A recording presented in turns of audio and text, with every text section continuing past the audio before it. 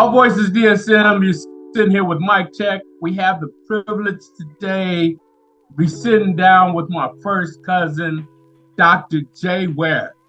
How you doing, Dr. J Ware? I'm good. I'm good. It's good to see Good, you. good. Good to see Good to see you too, cuz. Man, you just left Des Moines. You was at the AU conference track meet, or not conference track meet. It was a national track meet. you. Yeah.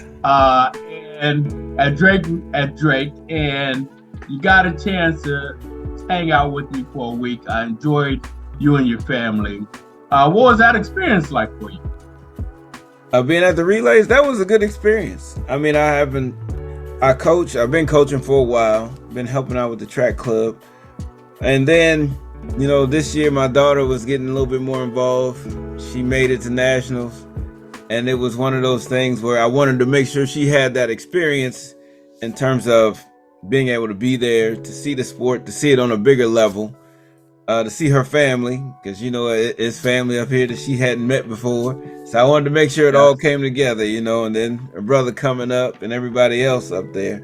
Wanted to make sure it worked. So it was a great experience. I enjoyed my week. How did you, why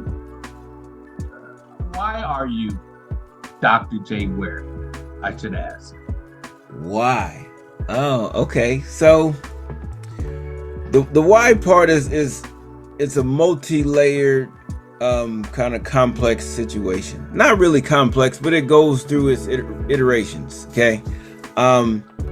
Initially, when things got started for me as a kid, I was like, I want to do something different. Now, probably around like most kids in our early era, and they had the Cosby Show came out, and you saw Dr. Huxtable and his wife, and she was an attorney, and that actually shaped a lot of the thought processes of how I would view view family and how things would go, period.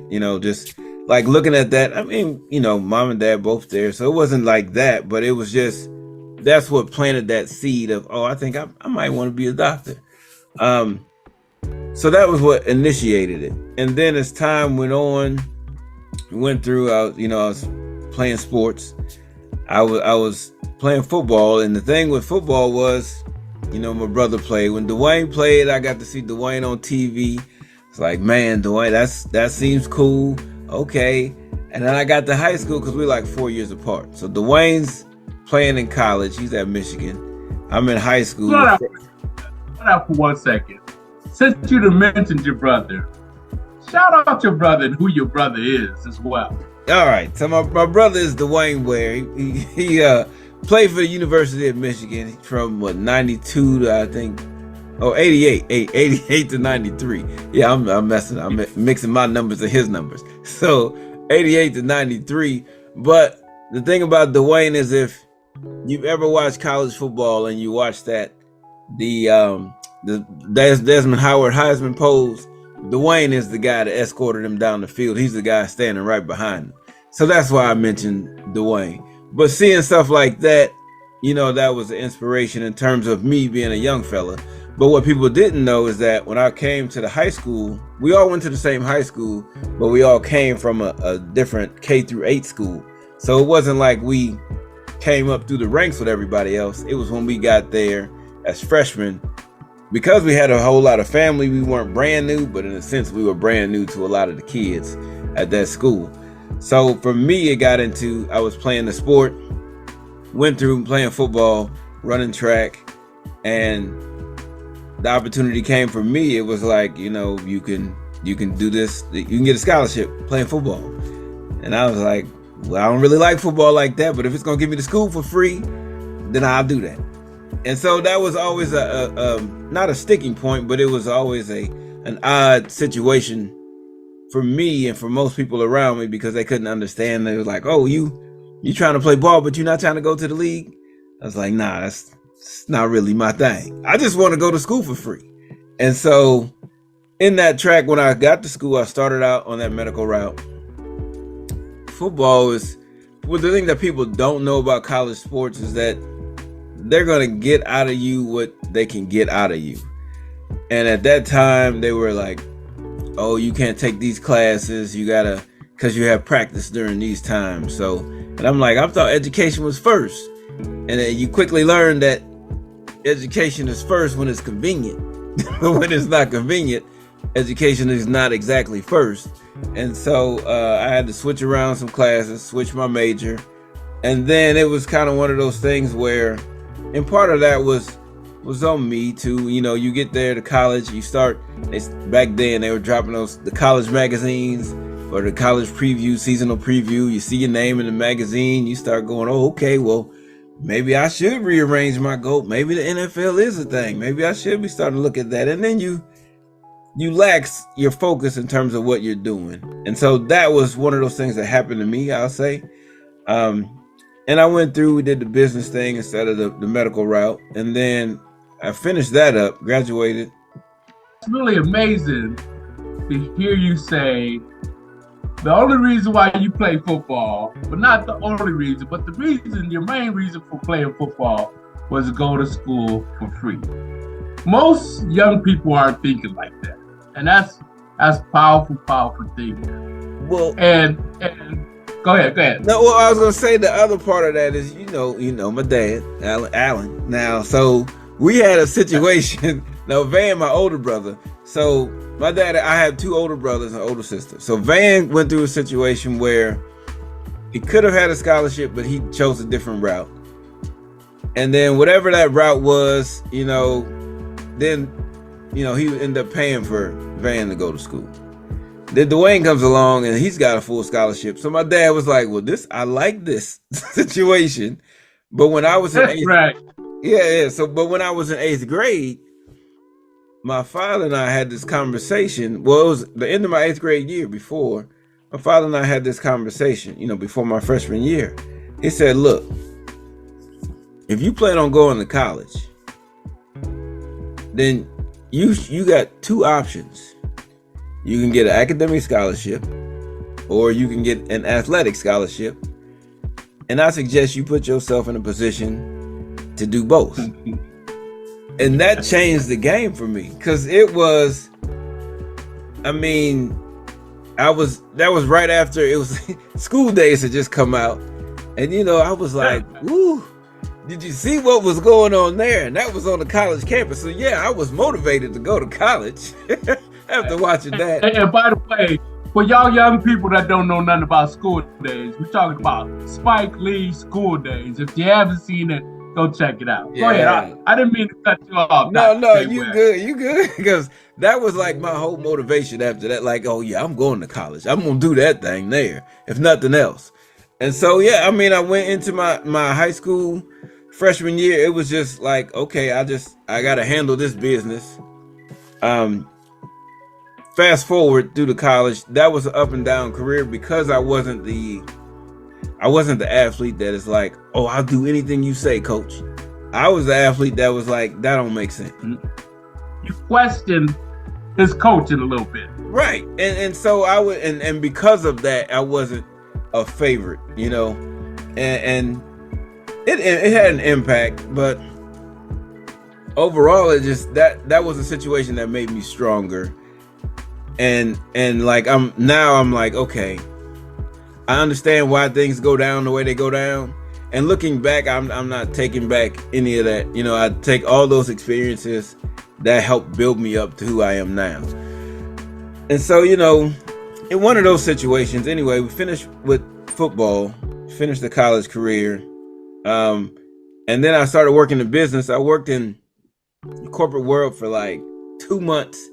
And I was like, man, I done spent 4 years on something I can't stand. You know, it just was like not me. I was like, I'm not built for a cubicle. I'm not. It's just not gonna work out for me. And so I spent the next 2-3 months figuring out my way out of there. And then I left the corporate job and went and started substitute teaching. And I just was like, it's cool. I was loving that impact, loving the idea of helping out these young people change their lives, and being able to share what I've already experienced with those people. So that was that was great for me with the substitute teaching. And then I decided to go back and actually get a certification to teach. And then so I went back a year, did my certification, did business education, and I also coached at the same time. And that was probably where things changed for me. I mean, from Bloomington Normal, the thing about football in Bloomington Normal is when I was in high school, my team, we played for the state championship and we lost by like 6 points. And the year prior to that, we played a team we played like an all-star team. We played Mount Carmel, or was it? Yeah, Chicago, Mount Carmel, I think it was, where it had Donovan McNabb and like Simeon Rice and all those guys on that team. And we lost to them like in the last minute of the game.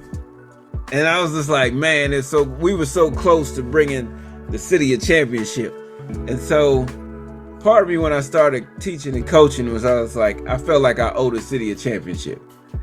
And so I walked into this situation at a university high school, smaller school, one of the smaller schools in the city.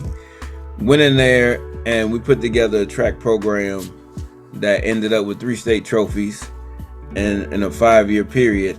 And then after that, I felt like it was time for me to get on to what I was really trying to do. And that was going back to my original dream of becoming a doctor. Now, that also had some influences to help nudge me in that direction. One was when my Uncle Steve was sick, when he developed the cancer. He and I, before it was, I don't even know if it's legal to go anymore, but before it was legal to go to Cuba, he and I kind of snuck off and went over to Cuba. And we stayed over there for a week. We had a great time. And then, but we were able to dialogue and have a whole lot of conversations. And when he was going through his like chemo and radiation and all that, he was just basically telling me how bad that stuff was and how it wasn't beneficial. It wasn't helpful. It was just making the days worse, And so with all of that, when we got back, he got closer to, that end date, and we had a conversation. He was like, over there in Cuba, they got something for this, and it don't require all of this. And that kind of stuck with me. And he was like the first person I told. I was like, I'm about to go get out of this education piece and go into the medical field. And he was like, I love it. How old were you at this time when you had that conversation with Uncle Steve? I was in my early 20s, man. So I was probably like 22, 23 when we had that conversation. And it was one of those. It was in my early 20s, maybe. So it was under 25, I know that. And so having that conversation was one of those. It was one of those things that was kind of a reminder of what what I needed to do, And even when I say we were over in Cuba, we were at this little event and we had all these random people sitting at the table. And that's when I told him, I think I'm gonna go ahead and do this medical piece and leave the education field. And there was a guy across the table from me. He was a retired principal. And he said, boy, and I don't know how he got in the conversation, but I remember this guy saying, I always wanted to be a doctor. And here I am, I retired as a principal. And I was on that same track initially of doing the principal, turning into a principal because of O'Neill. And so I was like, well, I was going to do that. But this guy who I don't know, I have never had any interaction with, has came up and said to me, hey, while we're sitting at this table, he brought that up. And it was just like so many things lining up. So between him and then some of the track kids I was coaching, one of them had one of them was a gymnast, another one had scoliosis. They were going to see a chiropractor, and I don't know what was happening with them, but I didn't know at the time what was happening. But these two little girls went from like barely being able to do much to state champions, and I was like, well, that if it's something they got going on, I want to be a part of what that is, because being a coach, I love working with athletes. I love track and field. I just wanted to be able to have a greater impact, because at the route I was going with track and field, it was either go to college and coach and move around and chase that dream, or go to chiropractic school and be able to set up shop and still impact just as many athletes. And so that's kind of the route I took in terms of going with it. And the chiropractic route was because when my uncle dropped that little jewel on me about there was something else out there that didn't require this chemo and radiation, I began researching what would those things be. And in doing that, the stuff that came up was involving like holistic medicine, chiropractic, herbals, all that type of stuff was coming up, and it all kind of fit under the umbrella of chiropractic. And so that's why I chose to go that route versus, the regular medical route.